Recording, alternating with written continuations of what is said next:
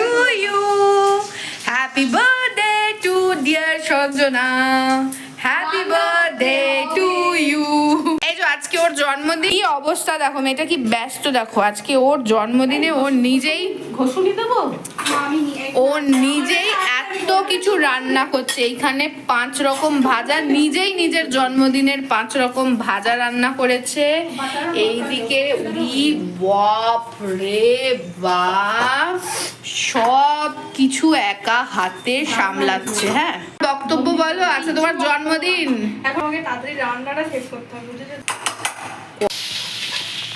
এখনো রান্না বান্না চলছে। সঞ্জনার যার জন্মদিন সেই নিজে রান্না করে খাওয়াচ্ছে। ভাবতে পারছেন দুঃখটা কোথায়।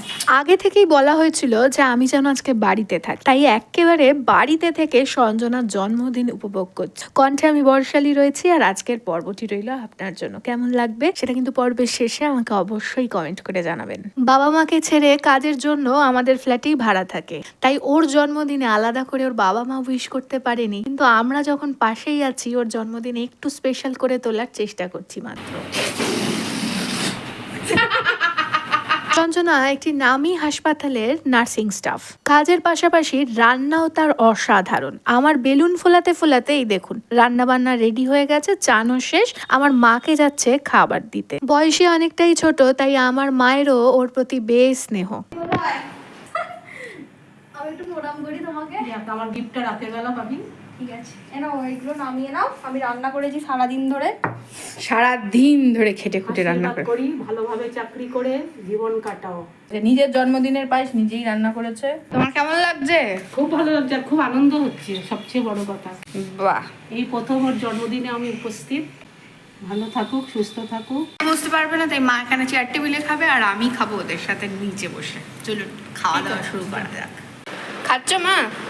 খুব ভালো, আসলে সঞ্জনা খুব ভালো রান্না করে। অনেক কিছু তো বুঝে খেও গরমের মধ্যে, কিচ্ছু হবে না, ব্যাস যা ব্যাস। হওয়ার হয়ে গেছে। এই হলো সঞ্জনার জন্মদিনের থালা, নিজেই গুছিয়েছে নিজেরটা। আর আমার মা তাড়াহুড়ো করে খাওয়া দাওয়া সেরেই চলে এসছে খাওয়ার সময়, যাতে মেয়েটার পাশে একটু দাঁড়াতে পারে। খুব ভালো হয়েছে, দারুণ রান্না, কিন্তু অনেক দেবে। কি হয়েছে? একা মানুষ কেমন রেঁধে বেড়ে নিজের জন্য আয়োজন করেছে এবং আমাদেরকেও খাওয়াচ্ছে, এটা দেখেই আমার অবাক লাগছে। ওর বাবা মা হয়তো আজকের দিনে উপস্থিত যদি থাকতে পারতেন, নিশ্চয়ই এইভাবেই ওকে পায়েস খাইয়ে দিতেন। সেই কাজটা মা আমাকেই করতে বললেন। মা তো নিচে বসতে পারে না, তাই আমাকে বললো ওকে পায়েস এবং দই খাইয়ে আশীর্বাদ কর।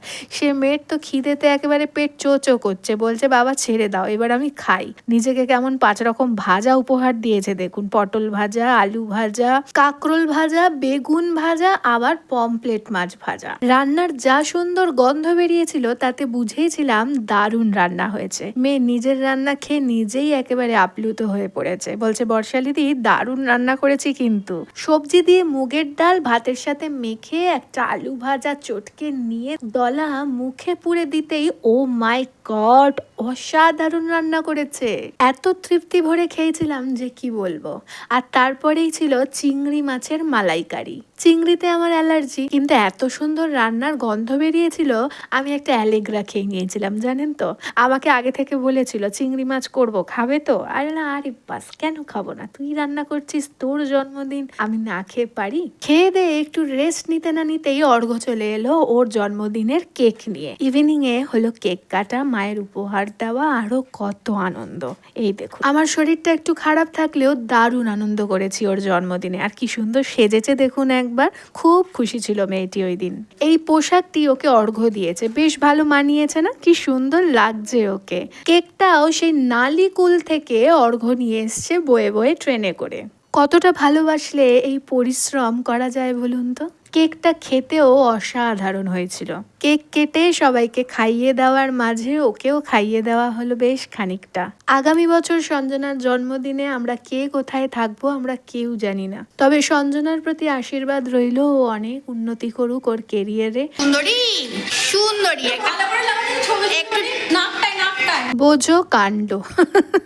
আপনারা কে এরকমভাবে কেক মাখতে ভালোবাসেন কমেন্ট করে লিখে জানাবেন তো। এই উপহারটি আমার মা ওকে দিয়েছে, এটি নাইটি। আমার মা আজকাল দেখছি যার যাই অনুষ্ঠান হচ্ছে একটা করে নাইটি তাকে উপহার দিচ্ছে। আমার মাকে দুদিন বাদে নাইটি আন্টি বলে ডাকবে। সঙ্গে ছিল কামধনুর এই মিষ্টি আর ক্যাডবেরি, ব্যাস এইটুকুই ওকে আমরা উপহার দিয়েছি। তারপর রাতের স্ন্যাক্সে আনা হয়েছিল পিৎজা। আহা, জন্মদিনে আমাদেরও জানেন তো চিকেন ডিম এসব খেতে নেই, শুধু মাছ।